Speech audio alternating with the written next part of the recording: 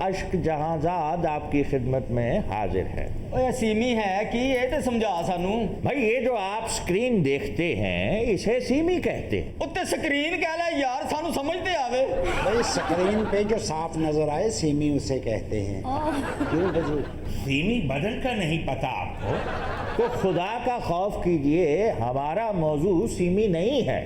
آپ کا موضوع سیمی نہیں ہے، ہمیں تو موضوع سیمی ہی ہے۔ ناظرین آپ انہیں درخور اعتنا نہ سمجھیے، ہمارا سلسلہ درست ناک جس میں ہم بھولے بھٹکے اشعار کو رستہ دکھاتے ہیں، محاوروں کی میم میخ نکالتے ہیں، زبان و بیان کی گتھیاں سلجھاتے ہیں۔ سر یہ درخور اتنا کیا ہوتا ہے؟ او کوئی سوکھی زبان بول رہا ہے، لکھنؤ چ انیاں بلیاں دے پریشن کرنا لیا۔ بھائی درخور اعتنا کا مطلب ہے توجہ کے قابل۔ بھائی ان کو دیکھ لیجئے، بہت ہی درخور اعتنا ہے۔ کیا خوب بات کی اس حرام خور اتنا نے۔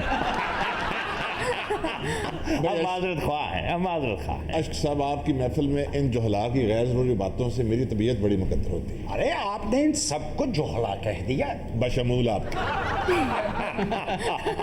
ایک شعر ہے، ہم آپ کو وہ سناتے ہیں۔ وہ جو ہم میں تم میں قرار تھا، تمہیں یاد ہو کہ نہ یاد۔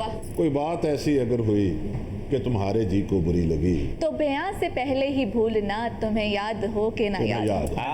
واہ واہ، تو بیاہ سے پہلے ہی بھولنا، تمہیں یاد ہو کہ نہ یاد ہو۔ اوے اکھاں صحیح کرو، تیل مہندیاں تے شرلیاں چلان والے آ۔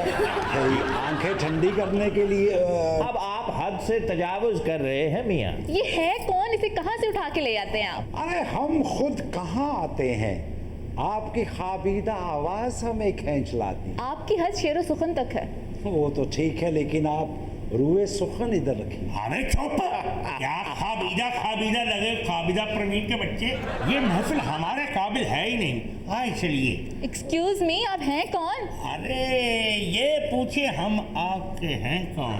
چچا چچا، نہیں ہم آپ کے ہمسائے ہیں۔ بھئی یہ چہلیں تو ہوتی رہیں گی، ناظرین کی طبع سلیم کے لیے یہ شعر حاضر ہے۔ اب یہ طبع سلیم کیا ہے؟ ساری زندگی لکھنؤ دے بازار حسن چ تو تولیاں دے پڑے کسے نے، او ساڈی جان چھڑ دے۔ اگر طب سلیم سمجھ نہیں آ رہا تو ادھر انارکلی سلیم دیکھ لے۔ اے کیڑا نواب ہوئے، پالتو گھوڑے دی دلتی کھا کے کومے چ جان والا۔ اشک صاحب جہالت ان سے منہ چھپاتی پھرتی ہے۔ اور ایک بات کی وضاحت کر دوں، مبادہ کوئی سمجھے یہ میرے ساتھ ہے، آداب۔ ہرگز نہیں۔ اس غیرت ناہید کی ہر تان ہے دیپک، شعلہ سا لپک جائے ہے آواز تو دیکھو۔ واہ، شعلہ سا لپک جائے ہے آواز تو دیکھو۔ کیا کہہ ارے اسی آواز پہ تو مر مٹے ہیں ہم۔ اوے ایس آواز چ گالا نہ کھا لی اوئے۔ اجی گالیاں کھا کے بھی بے مزہ نہیں ہوں گے۔ بے شرم ہے، جوتیاں بھی کھائے۔ پتہ نہیں کب جوتیاں کھائیں گے، ابھی تک تو جوتیاں چٹخا رہے ہیں۔ اشک صاحب آپ نے جو شعر پڑھا ہے مومن کا، جی بڑا اچھا شعر، نمائندہ شعر، کیا بلکہ اردو شاعری کا نمائندہ شعر ہے، کیا بات لیکن آپ نے پڑھا غلط۔ ہے، کیسے؟ دوسرا مصرع آپ نے کیا کہا؟ شعلہ سا لپک جائے ہے آواز تو دیکھو۔ مومن کے دیوان میں تو ایسا نہیں لکھا ہوا۔ آپ نے یہ شعر پڑھا ہے؟ یار پڑھا بھی ہے، سنا بھی ہے، جب بھی کبھی موسیقی کی محفل ہوتی ہے تو لوگ اسے پڑھتے ہیں۔ لا حول ولا قوت۔ موسیقی کی محفلیں بھی آپ اٹینڈ کرتے ہیں؟ ارے ان کی دلیل تو سنیے، کیا غلطی ہے اس میں؟ بھئی میں کہہ رہا ہوں کہ یہ پڑھا جاتا ہے، ایسے کتابوں میں بھی لکھا ہوا ہے، لیکن مومن کے دیوان میں نہیں ہے۔ ہم نے اس کو فالو کرنا ہے جس کا یہ شعر ہے اور اس نے کیسے لکھا ہے۔ او تینوں کدی بھی دیوان چ کچھ نہیں لبا، تیرے والے دیوان نو چوہا تے نہیں ٹک گیا؟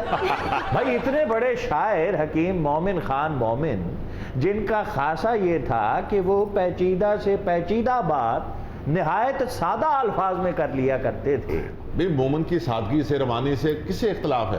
بھئی اس میں کیا غلطی آپ نے تو بتائی نہیں ابھی تک۔ ارے غلطی بھی ڈھونڈ لیں گے، پہلے ہمیں یہ بتائیے کہ یہ مومن صاحب عشق و عاشقی جو ہے یہ شعر و شاعری تک ہی محدود رکھتے تھے یا ہماری طرح اس पुरखार वादी में कदम भी रखा उन्होंने। अबे आबला पा, रूह तक छिलवा कर जाएगा इस वादी से।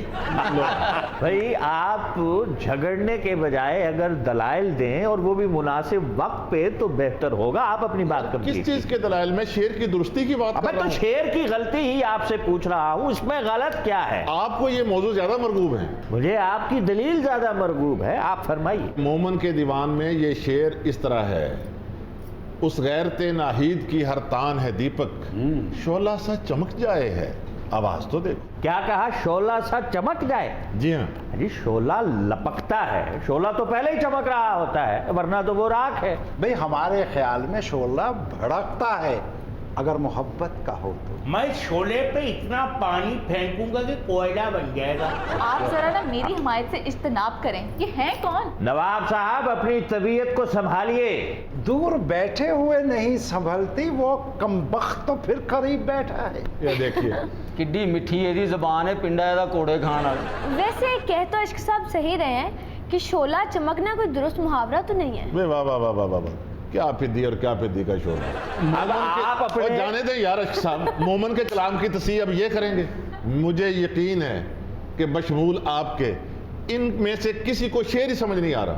भाई मोमिन कह रहे हैं कि महबूब की आवाज़ सुन के ऐसा लगता है जैसे कई दिए जल गए। भाई समा बात इतनी सी है, महबूब बोला है अचानक तो यूं लगा जैसे बिजली सी कौंध गई, एक चमक हुई। और मोमन के यहाँ अक्सर ये लफ्ज़ इस्तेमाल होता है, कभी बरके तबस्सुम का लफ्ज़ लाते हैं, अचानक जैसे बिजली चमकती है। शोला लपकना ये होता है कि आग जल रही है तो जलती आग से शोला किसी तरफ भी लपक गया।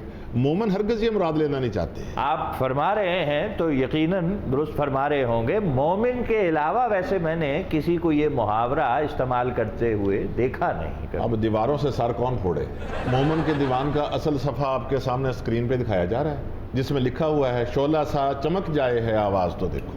देखिए ये आपने हमारे इल्म में इजाफा किया है। चले शोला चमकना तो हो गया, ये गैरत नाहीद कोई इस्तिलाह है या किसी मखसूस नाहीद की बात हो रही है? मलाइका ने बड़ी अच्छी बात की। अश्क साहब, गैरत का मानी शर्मो हया के होते हैं जी, लेकिन ये लफ्ज़ जब किसी और लफ्ज़ के साथ मिलकर मरकब हो जाए तो ये रश्क और इफ्तिखार के मानी देता है। हाँ। जैसे रश्क चमन जी हाँ, किसको कहा जाता है? महबूब। मतलब इतना खूबसूरत महबूब जिस पर चमन को भी रश्क आए। अब गैरत शमशाद किसको कहा जाता है?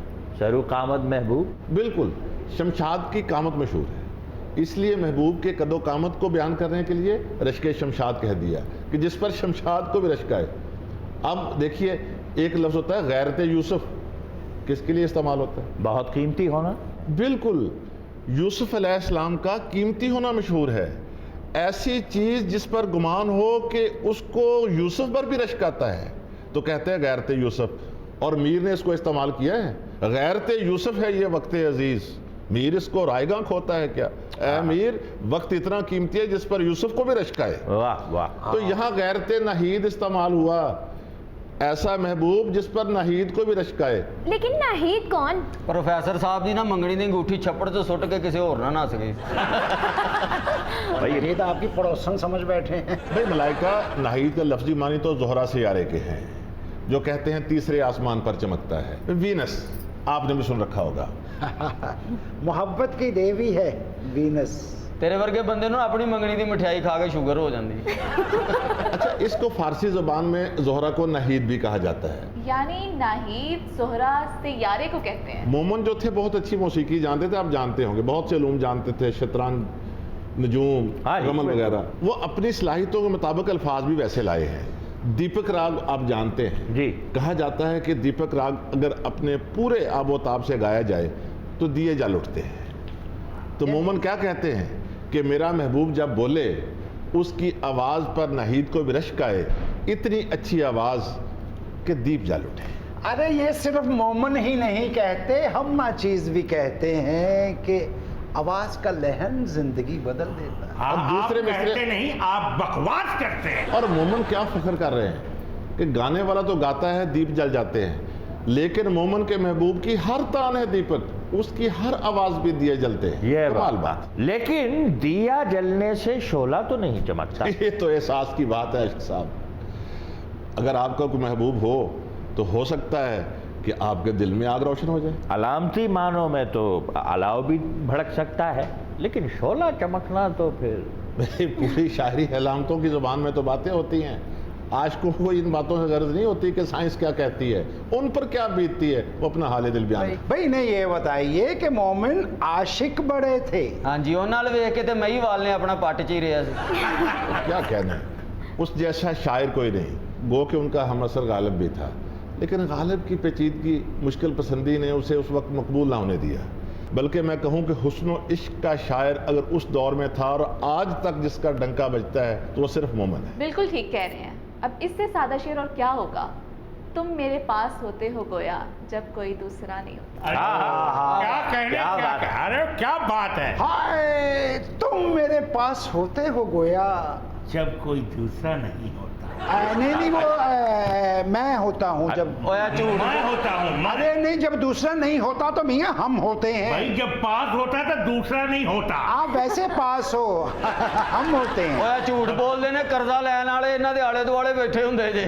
भाई ना बात पास अबे की भैया होती। मैं जब पास रहता हूँ तो दूसरा अरे देखिए आपका बहुत लिहाज किया हमने, हम सिर्फ आपका मुंह देख रहे हैं।